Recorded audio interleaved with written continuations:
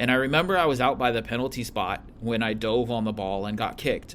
The next thing I remember is my center defender picking me up and telling me that I have to get ready for a corner kick.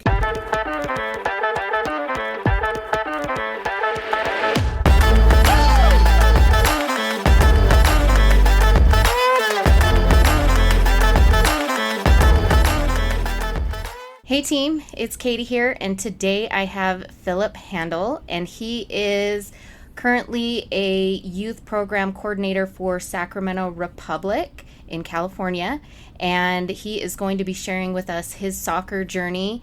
I know he plays goalkeeper, which is fun to hear about always, especially as a mom of a keeper. I love hearing keeper stories and their journeys through the program and systems. And so, Filip, why don't you introduce yourself and tell us how you got into soccer? Yeah, thank you, Katie. Thanks for having me on. Like you said, I'm working with Sac Republic right now, and I've been playing soccer or been involved in soccer for the better part of 30 years, a little over 30 years. Started when I was about 10, just like so many youth players do, just something to do in the fall, keep you busy, get out and run around. And within the first couple years, quickly found out that I absolutely love the position of goalkeeper. I am of the school of thought that you're either born a goalkeeper or you're not. You're born a field player. There's certain aspects of the position you just can't train, that you just have to have. And so I played recreational soccer for a couple years, then moved to select, then moved to comp, played in some state clubs, played for my high school.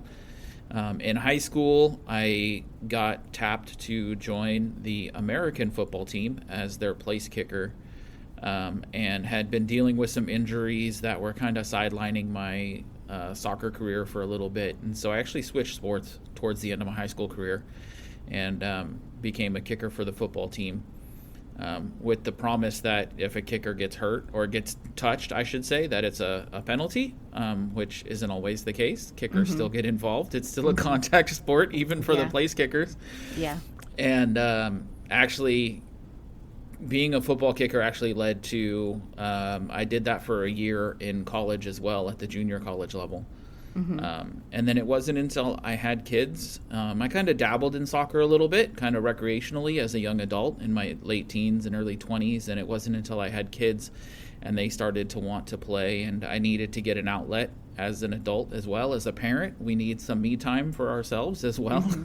As I'm sure you can imagine. And for me, it was soccer. It was getting back into playing. I started playing indoor and then kind of got into the soccer community here in Sacramento, found some outdoor teams to play on.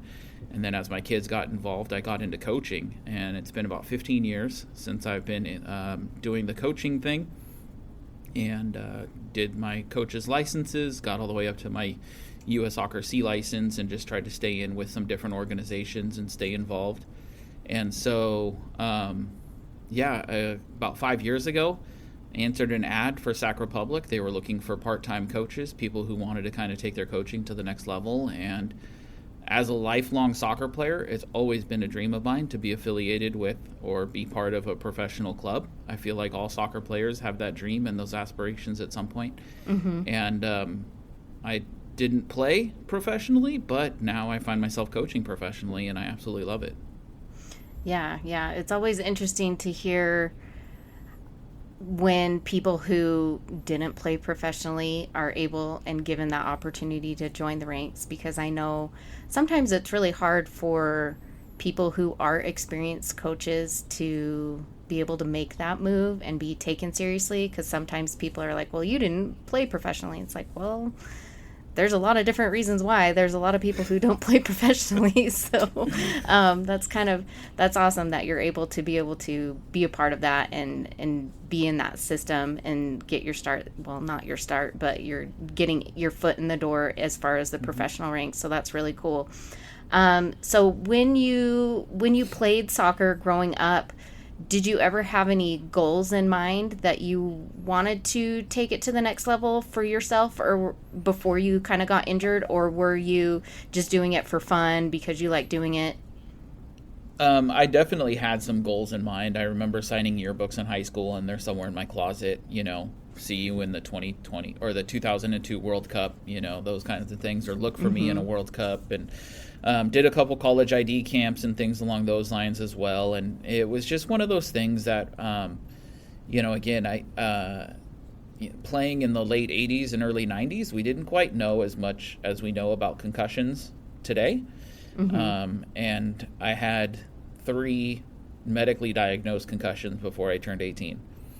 And it could have been, looking back, it could have been too quickly returning to play. It could have been any number of things. It's hard to really point fingers and look in the past and dwell on that. But it was definitely something that I knew I was taking a risk and I needed to kind of step back for a little bit. But like I said, as long as I remember playing, I remember when the 94 World Cup happened and I lived in the Bay Area and we had games out there in San Jose, California. And I remember when MLS came around and there was this mainstream professional league now and all the hype behind that and getting in behind the teams. And some of those, we look back now and kind of laugh at some of the team names and the logos and everything. But being part of those first couple years as a fan was just incredible. And soccer's, like I said, it's always been a passion of mine and always wanting to see how far I can take it in life. Even now, I'm working full time, coaching, and part of a professional organization. But I'm still always on the what could be the next step? What could I do beyond this? As far as the concussion part, it's very interesting how we didn't know as much back then as far as like the repercussions and the results of those concussions and how it really affected people. And now we take it so much more seriously. And me and my husband are pretty sure that I also had a concussion when I was playing indoor. And that was an interesting thing for me to go through. I never got diagnosed or I never saw anybody about it, but I definitely had lasting things that affected me for a very long time as far as probably having a concussion. I got hit straight in the face in a co-ed game with a ball and got lifted up off the ground, and I mean, it was horrible. And I totally blacked out, and knowing that, especially for players like you or Jonah Knubel that was on the podcast for another episode, he had severe concussions. I mean, I remember him showing up to just watch games and he had his sunglasses on for months because he couldn't, be in that bright light and everything. And it's very difficult, especially for an injury like that, where it's not necessarily a body part. I mean, like a limb that's broken that you can't just go in and fix it like that. It's very, very difficult. And he was one that also, I believe he played kicker for his high school football team for a little while as well. I've known several soccer players who have gone and played kicker for their high school and even gone into the collegiate ranks as well, getting scholarships and things like that. So that's always an avenue if, maybe you can't get that college scholarship that you want for soccer like you did and other people, there's always maybe another avenue that you could turn it over there to another sport. Yeah, I think I actually just saw this weekend there was a Division I college program, I think it was, that took a girl from the girls soccer team and turned her into a kicker, and she was doing really, really well over there. So it's interesting. It's a fairly seamless transition. It's just a small, minute adjustments transitioning from soccer to football. But it's overall, from a technical standpoint, it's small, but tactically it's a very, very different game. Yeah. So, yeah. My son, one of my sons has been playing some game on his phone about football, and I'm like, why are you doing that? And he's like, my friends keep talking to me about football and it's the easiest way for me to learn. I'm like, oh my gosh. Okay. No, but it is interesting. I look back and I think back to my first concussion. I think I was about 13 years old when I had my very first one. And when I tell people the story, people who know how we handle concussions now, it absolutely makes people cringe. I remember I was playing goalkeeper, dove out for a ball, ended up getting kicked in the forehead so hard that I had the impression of the shoelaces actually on the skin of my forehead. I had a crisscross impression. And I remember I was out by the penalty spot when I dove on the ball and got kicked. the next thing I remember is my center defender picking me up and telling me that I have to get ready for a corner kick, and standing up and looking, and everybody's already on the line. The ball's already out to the corner.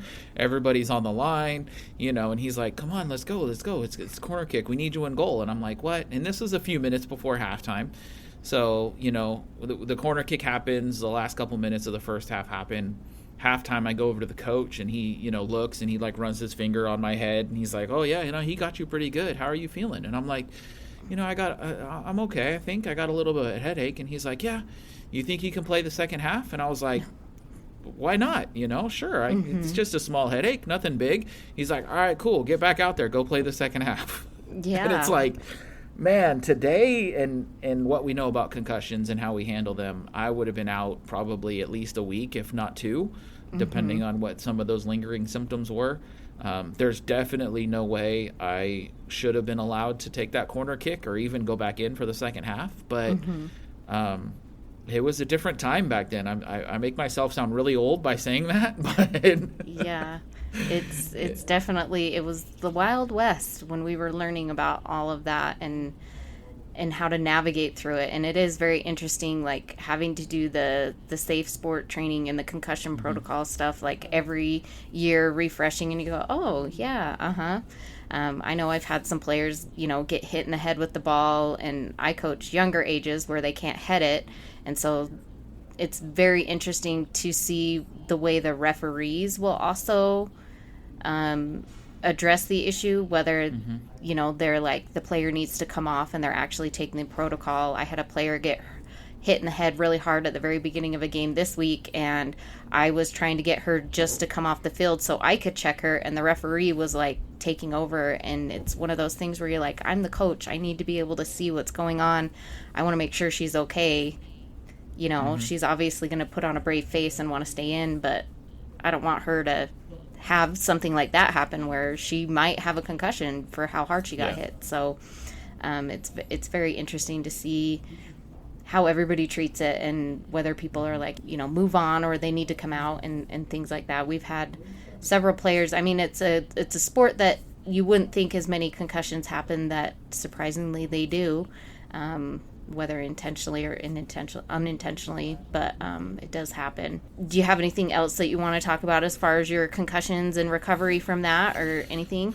No, I think it's one of those things, the only thing, and I work with goalkeepers now. My daughter's a goalkeeper. She's playing collegiately, and it's just one of those things I tell people, it's not worth it. Sit out, take the time to relax and get yourself proper, get yourself healthy. It is a tough injury to have. It is something that you struggle with, because you could go feeling absolutely fine, and then you go out and take a run and you get your heart rate up, you get the blood flowing, and you realize you're not quite there yet, or you're not even close. And so just knowing what some of the long-term repercussions can be, it's definitely not worth it, so take your time and make sure you recover. I definitely agree with that, because my kids and I were actually talking about eyeballs the other day, because the solar eclipse is happening this weekend, and I live in Utah, and prime viewing is a little bit south of us. But anyway, we were talking about looking at the sun, and my kids were like, yeah, you only get one set of eyes, you don't want to ruin your eyes. And it's kind of like, you only get one brain. So you want to make sure you take care of that brain, because you definitely only have that one. That definitely hit home for me, as far as you only get one, so definitely be careful and treat it with kindness.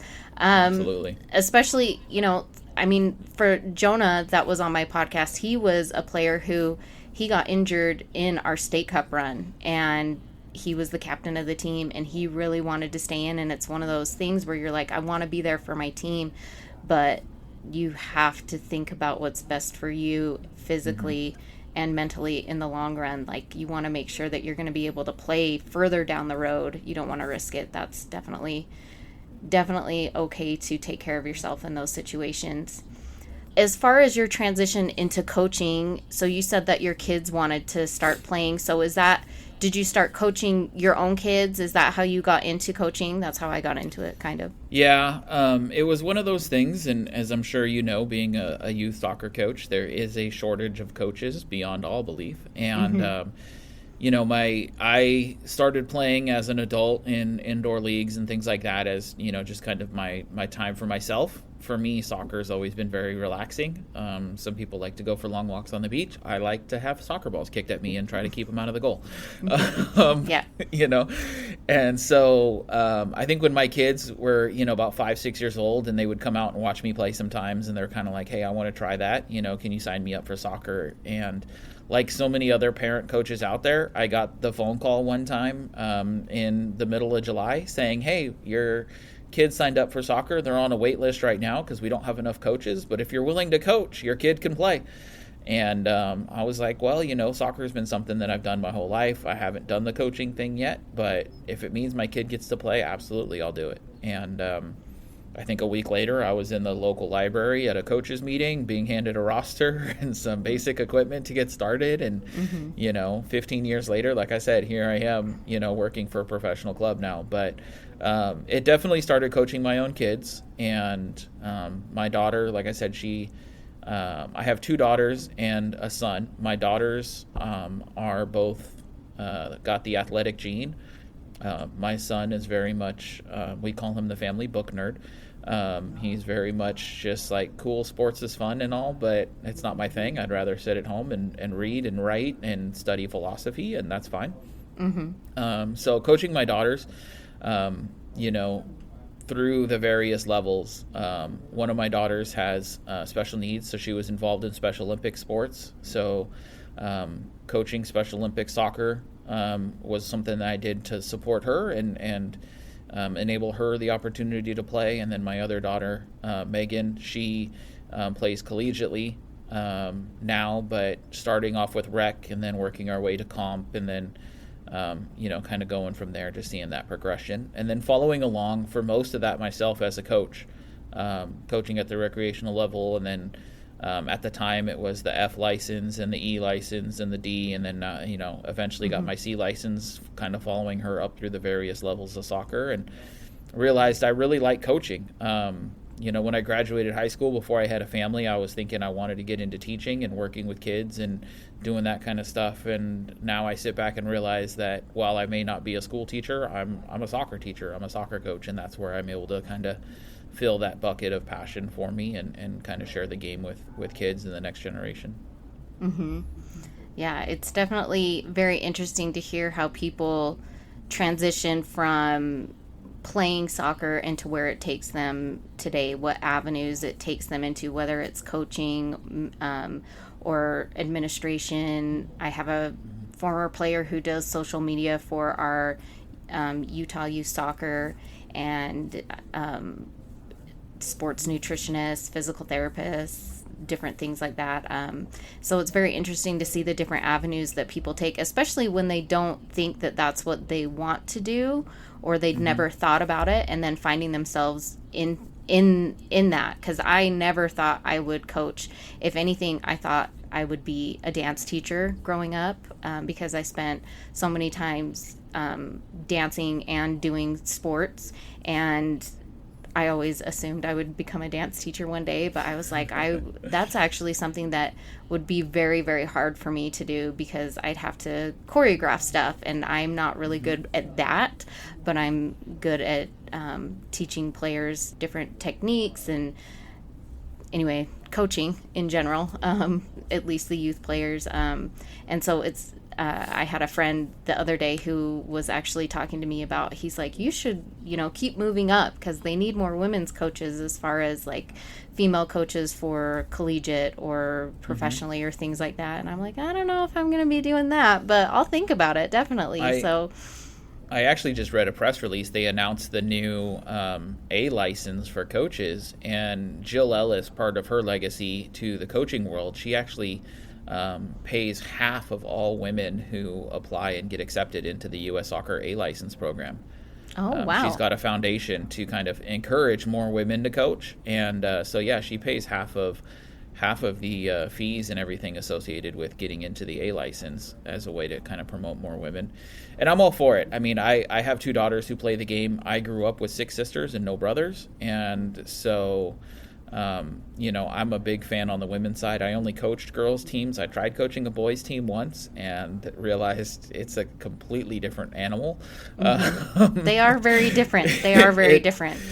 It's weird. It's weird for sure. And so I was like, no, I'm gonna just kind of stick with coaching the girls teams because it's, I have daughters, I had sisters. It's something that I know. And so for me, coaching, I've started recreationally, went comp. I did a little bit at the middle school level, was an assistant coach for a high school team and helped out there at the varsity and junior varsity level and with their goalkeepers and things like that. And I think for me, it's one of the things I tell people is that you never know where your soccer career is going to lead. When we play and when we're in it and we're growing up in the game, as kids, we're going to tournaments, a couple times a month all year long and things like that. Our ultimate dream for 90% of the people out there doing it, I would say, is to play professionally or to play collegiately or to play at the highest level that they can possibly play. And I think a lot of times people discount all the other things that go into the game, whether it's coaching or, like you said, being an athletic trainer, a nutritionist, a sports psychologist even, that's a huge growing field right now. And, all those other ways that you can still stay connected to the game, still have an impact on the game, still enjoy, if you have a passion for the game, a true calling, and be able to follow along and potentially make a living off of doing it as well. And I know everywhere else, just like there's a coaching shortage, there's also a referee shortage as well. And so we have seen that. I forgot about that. I forgot about the referees. Yeah. And I know, have you been a referee? I have, actually. Yeah, I have my current referee badge. I haven't refereed a game in a while, but I do keep up on my referee badges, mostly just so I can also keep up on all the rule updates and exactly how they're explained. I think it's important for coaches and even high-level players to, at some point, kind of go through the referee certification process. It does give you a little bit of a different perspective on the game. But, yeah, I've refereed a little bit. I've dabbled in it, the dark side, what we like to call it, but I have some friends who are referees. Soccer players and referees can be friends. It is possible. It is. But yeah, it's definitely something that as a coach and even as a player or even as a parent, we've experienced part of the referee shortage, as we're seeing some games with no referee, some games are refereed by coaches, some games there's only one instead of a 3-man team, or things like that. And so definitely another way to stay connected to the game as well. Our local league for 7v7, the small-sided games, they have what they call certified club linemen, and so they have parent volunteers that will do just the out of bounds.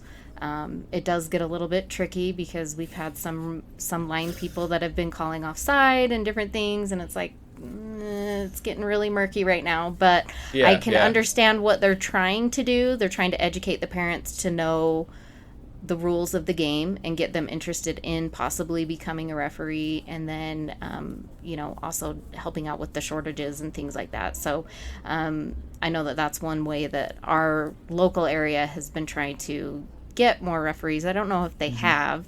I had a coach that I coach with at my club. She and I actually did our grassroots licensing together, and she became a referee. She got her referee license last year or the year before. So she's been reffing for about a year, and she's done some state cup games and different things. I think she actually went up to regionals. I don't know if she actually coached at Far West or reffed at Far West regionals, but I know she was up there doing that as well. So if you're wanting to be able to get into part of the game and you don't want to, you want to be able to even make some good money. I know some referees that make pretty good money reffing, like it's their full-time job. You can travel around and do tournaments and things like that. And if you really put your mind to it and referee school games during the week, club games on the weekend and things like that, you can definitely make a career out of it. And especially, if you prove yourself and don't think refereeing is easy. At certain levels, you've got to do fitness tests and all sorts of other stuff. So we've got to make sure we give credit where credit is due to some of those people, because they've got to do their annual certification and pass those tests, and they've got to do fitness tests and go out and perform, and they get evaluated and observed all the time as well. And I know at every level they're looking for referees, and you never know how quickly you can get up, and next thing you know, you're refereeing at a college game and then a semi-pro, and you get in with I believe it's the professional referee organization in the U.S., who handles all the USL and all the MLS games and stuff as well, and you get on some of those radars, and it can definitely become a career, and you can travel around enjoying it. Yeah, definitely have been able to see some of the local referees in our area move around and get higher up, and whether they're doing collegiate or wherever they're ending up. So it is very interesting to see where people have gone. And even if you're a player and you're wanting to earn extra money, I mean, if you can work around your soccer schedule or whatever you've got going on, refereeing is actually very good, because you're still out on the pitch, you're learning the game, you're helping mentor younger players, because usually if you're like a teenager, you're probably going to ref younger than you. And so it's always a good way to stay involved in the game, because I used to know tons of players that would also ref at the same time, and that's kind of how they would help pay for their soccer with their parents, as they would ref, and that money would kind of go back towards their playing with their club or wherever they were. Yeah, you definitely aren't making minimum wage. I don't know what it's like out in Utah. I know California is a little bit of a different beast when it comes to pay rates and all that good stuff. But I know for a lot of referees just starting out around here, when you factor in, you're out there, you're outside, you're running around, you're enjoying the game, you're playing along. I mean, I know a lot of referees, even at the lower levels, they're making $30 for doing a game, which is only an hour long. Yeah. At 15, 16 years old, I challenge you to find a job where you're making $30 an hour. And doing something fun. So. Yeah, it's definitely a need, as well as like coaches, like you said. Like, I was put in a situation this summer where I took over a team because we didn't have another coach to step in. And so I definitely feel for the referee and coaching shortage. I shared a little bit of how I got into coaching, and it was just because I was sitting on the sideline and I was coaching from the sideline, and my husband basically said, you either need to shut up or get licensed. And I said, okay, I'll get licensed. And I did. I mean, I didn't obviously keep coaching from the sideline when I wasn't the coach, but he put me in my place and was like, that's not okay. And I was like, you know what, it isn't okay. And I did something about it. And so if you feel like the referees aren't good, step up to the plate and help fix the problem. If you feel like the coaching, you feel like you can do a better job than the coach that your kid maybe currently has, go get licensed and try it out. Our club started a mentorship program last year, and so we were having parents who wanted to volunteer, and they would come shadow different coaches, and then they started to get into the ranks of coaching some of the younger age teams, or depending on how many teams we have in an age group, they would help out with maybe assistant coach or something, another team. And so they could get into the mindset of figuring out what coaching is all about and what it all encompasses, and whether they want to continue doing it or not. So that was kind of something. And we ended up, I think we got like 6 extra coaches. I mean, I have 2 that are in the girls program that work directly with me. And so it's very interesting to see some of the parents actually step up and take an action into that as well. So that's been really cool to see. And that's one of the things I do with Sac Republic now is, the department I work in, we're not directly tied to the youth academy. I work for, we call it our youth soccer programming department. So anytime there's soccer related content coming from Sac Republic being delivered to the community, whether it's just a community event where we've renovated a futsal court and we're doing a grand opening there, or running a summer camp, or we have partnerships with some of the local youth clubs in the area, and so we'll do things like hold a coaching education course at the beginning of the fall session for these parents who are stepping up and saying, hey, I'm willing to volunteer my time. I may not know exactly what I'm doing, and we go in there and say, cool, this is, here's 10 weeks worth of practice sessions to kind of get you started, some basics to cover, and how they're all structured and how they're set up. And we walk them through a training session tell them to put their boots on, and I act as the coach and say, this is how I would coach this particular session, and these are some of the things from the coaching perspective that I look at and I see, and how I make my transitions from one session to the next or one activity to the next, etc., and really try to help make sure they get off on the right start. I feel like there's a lot of different places where, like you said out there, you guys are doing a mentor program, which is huge, but there's also a lot of clubs that they kind of hand you a set of pugs and some, game used balls and say, hey, here's 10 cones and a roster, go coach. And, as much as I'd love to say coaching is the X's and O's on Saturday morning, it's actually so much more than that. And being able to have a mentor or have a program set up where you can understand that and feel supported is definitely important to keeping people in the coaching ranks. Yeah, it's definitely, especially as I'm not like a super seasoned coach, but I'm definitely married to and live with one. So I'm always asking him tons of questions and wanting to get his input, which is sometimes it's just hilarious because I'm like, I feel like this is so beneath you. Like the question sometimes that I'm sure asking. You're getting input without being asked. Like he's giving his input without you asking for it. I'm sure that happens as well sometimes. Yeah, sometimes it does, and sometimes I'm like, I'm not really looking for that, but then like down the line I'm like, yeah, that was some good information for me, or and it was maybe something I didn't want to hear right then, but then I remember back to it and I'm like, yeah, that was good information for me to know as far as what that is. And so it's nice being able to have somebody to ask, and me also helping out the people that are in my girls program as well, that since I work directly with them, when they have questions and concerns and things like that, I'm able to answer them. And if I don't know the answer, I can direct them to who I'm like, okay, I don't know this answer, but these people should know the answer, and so it's very nice to be able to have that, because then I'm still learning and remembering the things that I need to know and passing that information on to other people. So what else do you do at Sacramento Republic with the youth program? So we talked about it a little bit before we started recording, but what kind of programs and things are you a part of there? So I handle actually quite a bit. Like I said, this is my 5th season working for the club, and I earlier this summer joined them full-time as the manager of this department. And so we do things, we have 5 main categories that I cover, that I oversee. First one is on game day. We have a little kids zone area, a little fan engagement area where kids can come and shoot on goal, play soccer, tennis, work on different soccer skills and stuff. And then also the ball kids around the stadium during the professional games. I oversee all that. So game days, I tend to be a little busy myself. And then I also oversee the camps and clinics. So we do about 11 weeks worth of summer camps all throughout the greater Sacramento area. And then we also do school break camps and different clinics throughout the year and things like that.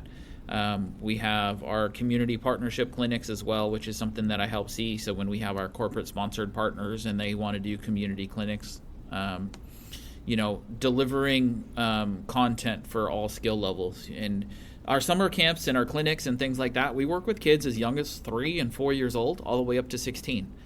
And some of these are kids who've never played soccer before. We're their first experience playing soccer because it's an after-school clinic or it's a summer camp that their parents signed them up for to see, hey, before I sign you up for a full season, let's sign you up for a week-long camp. And then other times it's competitive kids who are playing comp soccer who just want more touches on the ball, who want some additional coaching, a different perspective. They want to stay active during the summer. Our camps typically run in the morning time and they'll train in the evenings. And so just more touches, which I'm always a fan of. And then I also oversee our regional development program, which is kind of, we hold it 4 times a year. It's 6-week sessions we do on Sunday afternoons typically, where players can come out and our academy coaches will come and observe. The coaches on my staff who also do our summer camps and stuff will run those sessions, and we do some training and some technical work, and then we, usually as always, end in a scrimmage, and the academy coaches are out there watching, trying to see if there's any players that stand out for them or anything like that. And then one of the more fun aspects of my job that I enjoy as well is every year at the beginning of the year, My department and my coaches, we actually participate and are instrumental in the first team open tryouts. So like many professional teams do, they have an open tryout, usually a weekend or a couple days or something like that, where anybody over the age of 18 can pay to participate in an open tryout. We usually break the groups up into teams.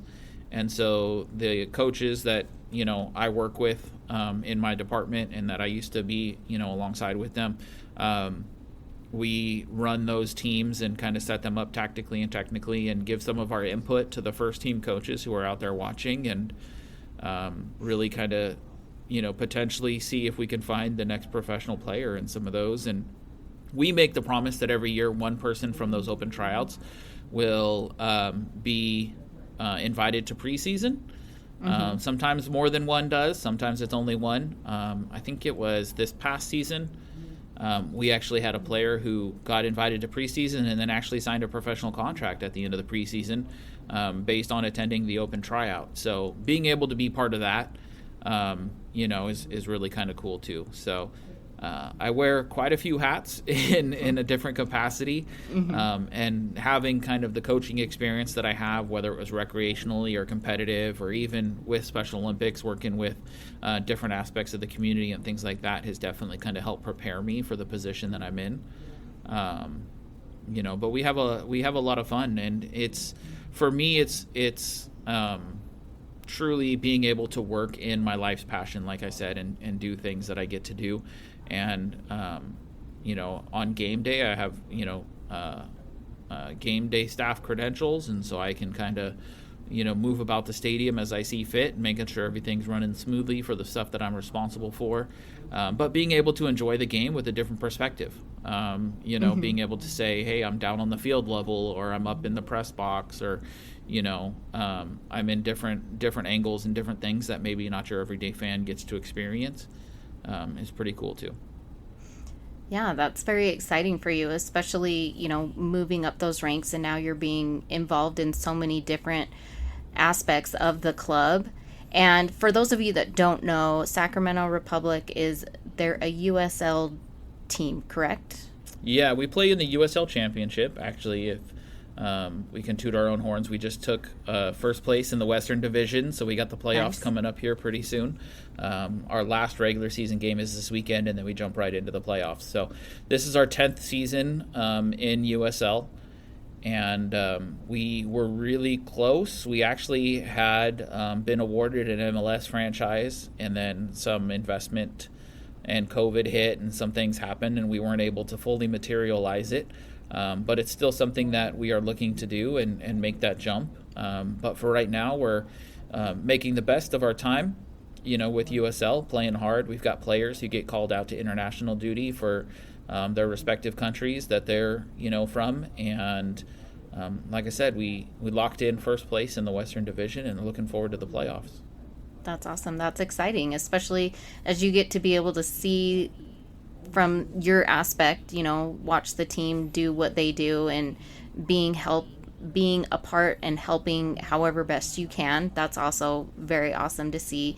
And then seeing where those players go, like you said, whether they're playing for their countries elsewhere or whatever that may be. So that's very exciting. Are there any notable players that anybody from the United States or any other countries might recognize their names that play for Sacramento, if you're allowed to say? I don't know. We've got, it's tough because it's, USL being kind of the lower level. We have some players who have come and gone throughout the club over the years. Players like Tommy Thompson is with the Earthquakes now.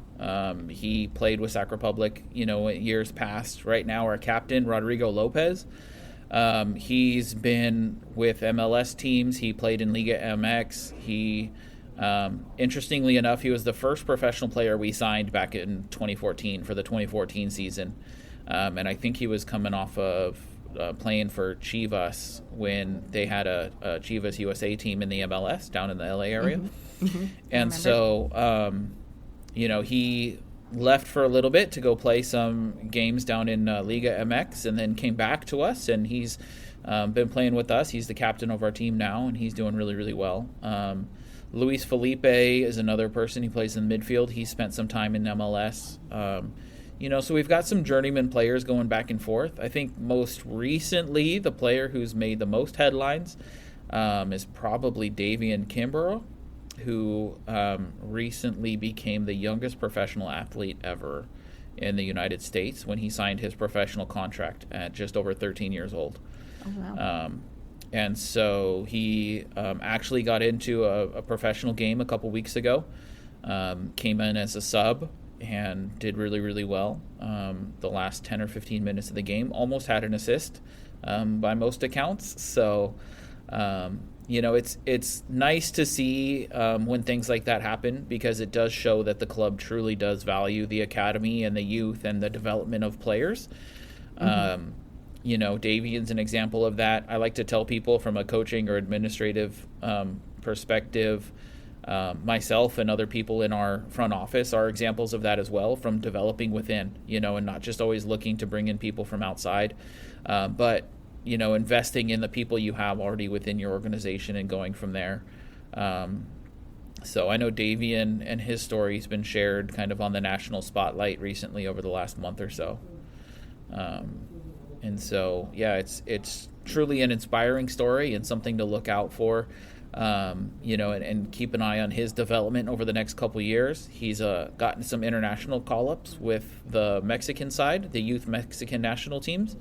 And so he's gone into a couple training camps with them as well. And so, it's a 1 in a million opportunity. I'm not going to pretend like every 13-year-old can go out and sign a professional deal. Yeah.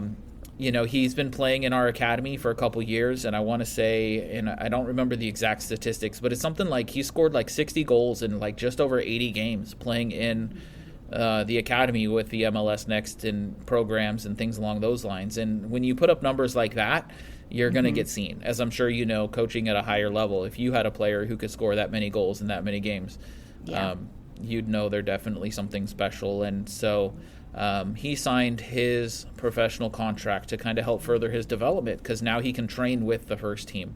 And I think I was actually listening to an episode on my way to work the other day of your podcast, and you were talking about having teams of multiple age groups all at the same time and being able to have players who are showing a little bit of the higher skills and moving them up to a different team so they can continue to kind of hone their skills and really challenge themselves, and that's kind of what Davian is doing with his, signing that professional deal. Is he is now able to train with those professional players and lean on them for some guidance and skills development and everything like that. And physically, he fits in. He's 5'11" at 13 years old. Oh, wow. And so a lot of times if you happen to see him out on the field, you wouldn't even necessarily know he's 13 years old. Yeah, definitely not. So, my 13-year-old is not that tall, that's for sure. I'm 5'3", and he's not even as tall as me yet. So yeah, so it definitely goes into the kind of the 1 in a million, opportunity. He checks a lot of the boxes that we as an organization have seen, really to help him continue his development on the trajectory that it has been, giving him that opportunity to train with the first team and experience life that way. And it's like I said, he's probably the one player who's been in the main media spotlight recently. That's awesome. So we'll definitely have to keep an eye on him. That sounds like an amazing story for him, and wish him the best of luck, definitely. And especially your programs that you're involved in. If anybody is in the Sacramento area and is interested in going to see a Sacramento game, I will definitely have their information in the podcast notes, so you can look out for that and check out when their schedule is to be able to go and see any local games if you're in the area, or if you're also in an area where there is a USL team that might play them, watch out for them as well. Do you travel with the team, or do you stay when they travel? I don't. Now, next year, I may have an opportunity next year to do a little bit of traveling with the team and actually heading out to a couple different games. So one of the other things that I do kind of on the side is I coach Sac Republic in a partnership with Special Olympics, actually rolled out a unified soccer team, which is a mix of players with intellectual disabilities, Special Olympics athletes, and then players without. And we actually just held our first game this year. It was a home game. We only had a couple months leeway leading up to it, and only had about 6 or 8 weeks worth of training, only once a week, and played a little kind of a exhibition friendly game against the San Jose Earthquakes. But there's a lot of other USL teams that have unified teams as well. Colorado Springs is a big one, and shout out to Yariv out there, who's doing some big things in Colorado and really kind of pushed us to want to get that partnership going. And we're looking at doing a home and away series with them next year. So part of that is going to be taking my unified team and those athletes and traveling with the first team when the first team goes out there. And then we kind of play a doubleheader where the 2 USL teams will play, and then shortly thereafter, the 2 unified teams will play. So it's kind of a fun, different experience. We did it this October 1st, so a little over 10 days ago, or right around 10 days ago, where Sac Republic was playing a game against Las Vegas. And then locally, we're only about a 2.5-hour bus ride away from San Jose. And the San Jose Earthquakes have a unified team, and they've had them for a couple seasons. And so they brought their unified team out to play against us just to get an extra game in and things like that. So when Sacramento and Las Vegas finished up and the field got cleared, we took the field afterwards and played a little game that way. So that's awesome. Yeah, it's kind of another way to, again, stay connected to the game. And, it's one of those things that I've learned in my career that you, much like players, you kind of have to take whatever opportunities present themselves. If you pigeonhole your thought process into one particular thing, hey, I'm going to do A to B to C, and eventually it'll lead me to Z. Sometimes your A to B goes to F and then goes back to B, and then you kind of work your way back through the steps.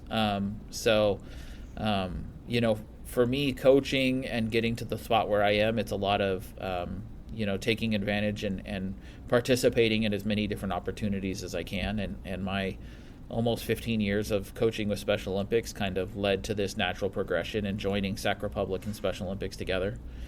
And so now that's going to open up, for me, the opportunity to, like you said, travel with the first team on occasion. Not all the time, but sometimes. But I know, kind of to that point, like the gentleman who had my position as the programming manager prior to me is now the director of operations for our first team.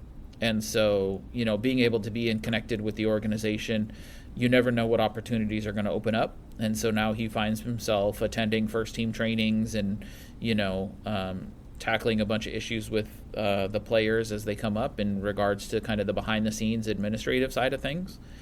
And he gets a lot of fun experiences that way as well. So that's awesome. Definitely. That's one of the things that I love about sharing everybody's stories and having them tell their stories. Like you said, you're not going to have the straight A to B to C to D all the way to Z. It's definitely a jumbled mess, and you could take a lot of different routes to get to the place that you want to be. And so it's very interesting to hear everybody's different experiences and where the sport has taken them and led them and what they were drawn to and what they love to do, still being involved in the game. And so it's very, very interesting to hear your story as far as, like some other people, like there's not a lot of people who, again, get to play professionally because those opportunities definitely weren't available when we were younger. And so now that players are getting more of those opportunities, being able to take advantage of those and seeing what's out there and what's available.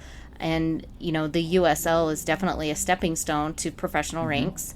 And I mean, they are professional. And so it's definitely, now that there are more teams coming about and popping up, I guess. And it's very interesting to see those different opportunities that those players are getting now.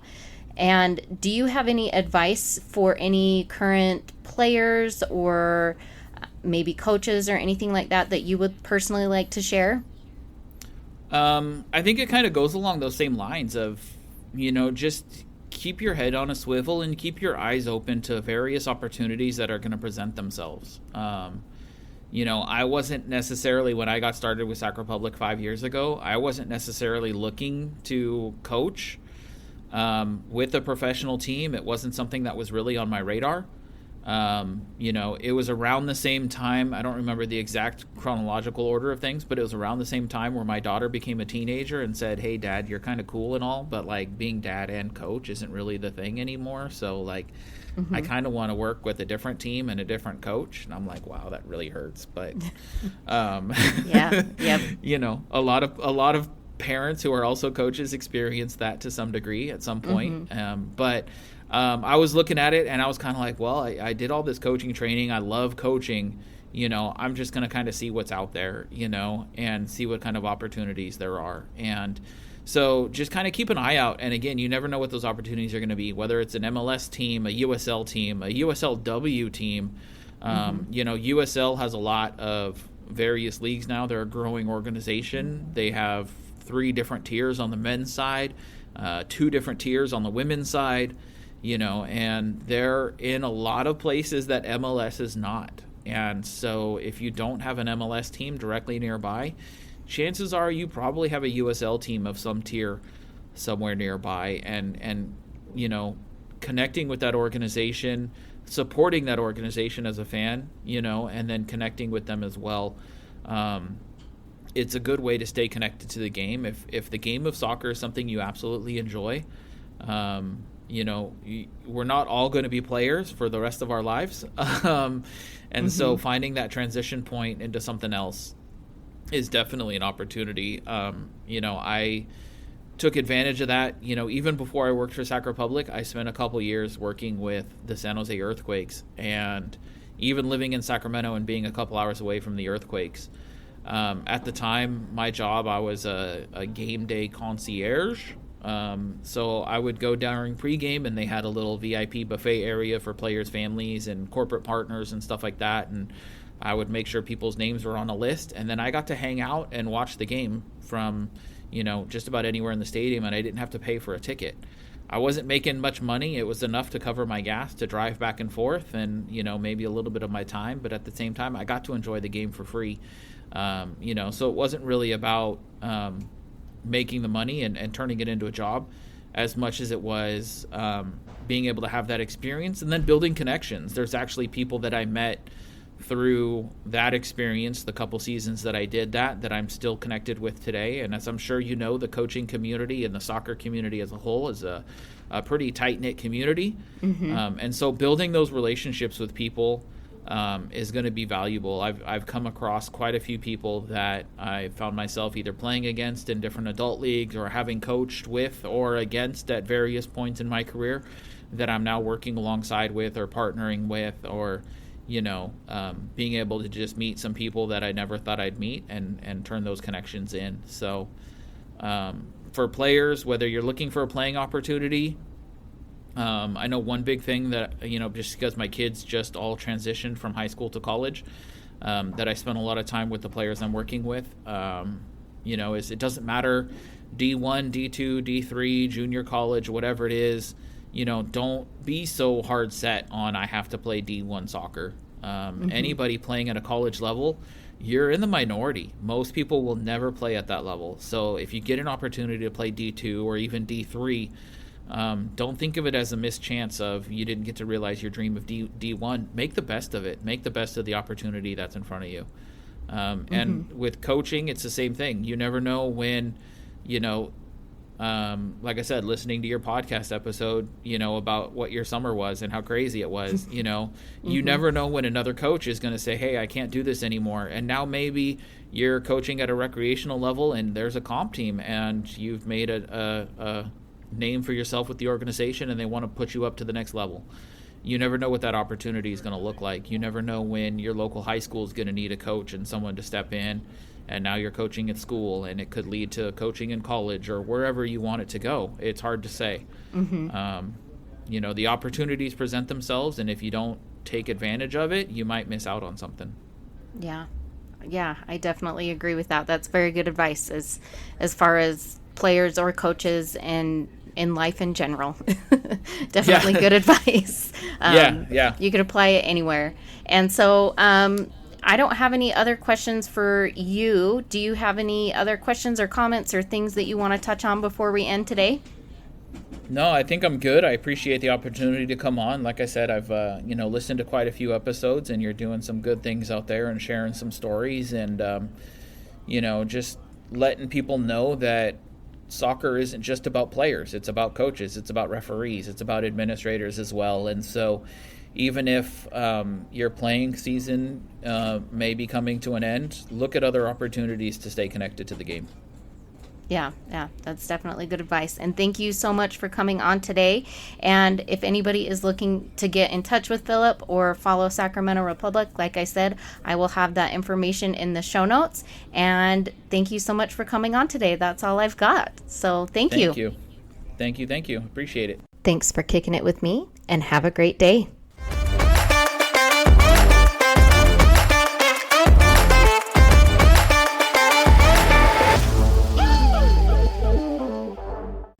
Don't forget to follow me on Instagram at kickitwithkatie_podcast _ between all the words. You can reach out to me with questions at kickitwithkatiepod@gmail.com. I also have a feature with SpeakPipe where you can leave me your own voicemail message if you want to be featured on the podcast. Rate, review, and subscribe wherever you listen to podcasts.